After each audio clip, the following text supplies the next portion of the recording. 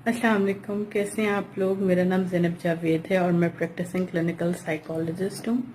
आज हम बात करेंगे एंजाइटी मैनेजमेंट पे।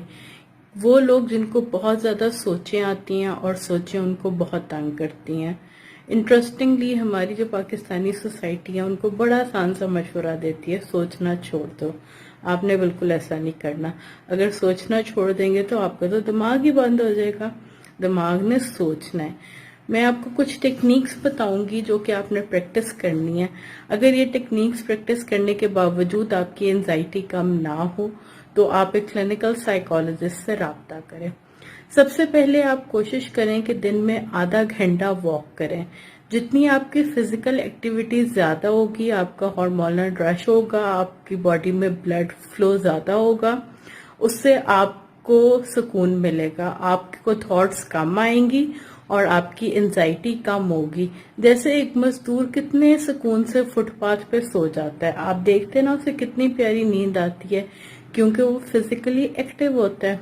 नंबर 2, आप अपनी ईटिंग हैबिट्स ठीक रखें। सुबह उठें, एक अच्छा सा ब्रेकफास्ट लें और कोशिश करें 5 फूड ग्रुप्स जैसे carbohydrates, protein, fruits, vegetables, dairy, सारे फूड ग्रुप्स में से खाना जरूर खाएं।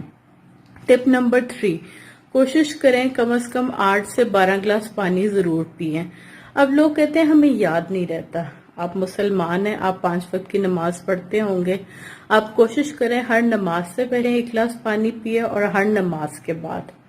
टिप नंबर 4, आप ऐसा करें, अपने दिन में आधा घंटा वरी टाइम स्केड्यूल कर लें। फॉर एग्जाम्पल 4 बजे से लेकर 4:30 आपका वरी टाइम है, परेशानी लेने का टाइम। अगर इससे पहले आपको परेशानी हो रही है, टेंशन हो रही है, तो आपने कहना नहीं, अभी मेरा परेशानी लेने का टाइम नहीं आया, मैं 4 बजे लूंगी। और अगर आपको 4:30 के बाद यानी रात को 8 बजे परेशानी आए तो आपने कहना नहीं, अभी मेरा टाइम और मेरा दिन खत्म हो गया, मैं अगले दिन परेशानी लूंगी। यानी आपने जितनी परेशानी लेनी है अपने वरी टाइम के दौरान लेनी है। टिप नंबर 5, सूरह रहमान थेरेपी। आप दिन में 3 दफा आंखें बंद करके सूरह रहमान सुने बाय कारी अब्दुल बासित और आंखें बंद करके ही 3 घूंट पानी पिए। इससे आपकी एंजाइटी को बहुत फर्क पड़ेगा। इसके अलावा आप क्या कर सकते हैं, mindfulness technique which is very effective. देखें, मैं कुछ चीजों के नाम आपके सामने लूंगी। सेब, छुरी, कांटा। अब ये चीजें आपने सिर्फ सोची हैं, ठीक है। आपने ये नहीं सोचा इनका रंग कैसा है, इनकी शेप कैसी है, ये आपकी आंखों के सामने से गुजर गई हैं। तो आप अपनी सोचे क्यों नहीं अपनी आंखों के सामने से गुजार देते, आप इन पे इतना फोकस क्यों करते हैं।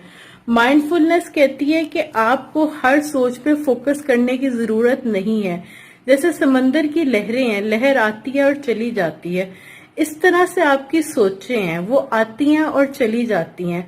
आप दूर से खड़े होकर उन लहरों को देखें और उन पे गौर करने की जरूरत नहीं है आपको, ठीक है। और एक बात हमेशा याद रखें, आपकी जिंदगी में आने वाले वाकयात और हालात आपको परेशान नहीं करते, हमेशा आपकी सोचें आपको परेशान करती हैं।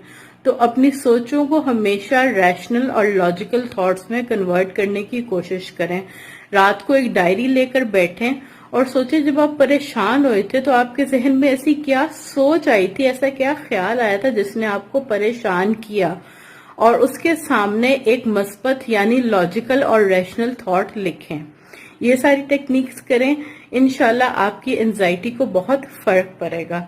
और अगर फिर भी आपका मसला सॉल्व ना हो तो एक माहिर नफ्सियात यानी क्लिनिकल साइकोलॉजिस्ट से राब्ता करें। बहुत शुक्रिया।